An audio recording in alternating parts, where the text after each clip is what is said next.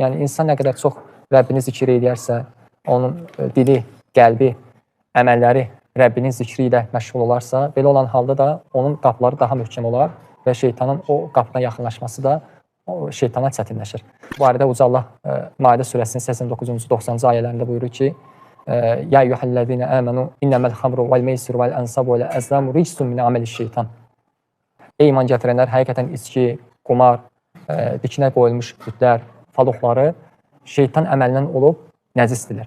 Diqqət edin, burada Allah Teala dedi ki, şeytan əməlindəndir. Yəni fectenibuhu leallekum tuflihun. Bunlardan çəkinin ki, nizat tapasınız, qurtulasınız. Həqiqətən şeytan içki və qumar vasitəsilə sizi Allahı zikr etməkdən və namazdan yayındırır.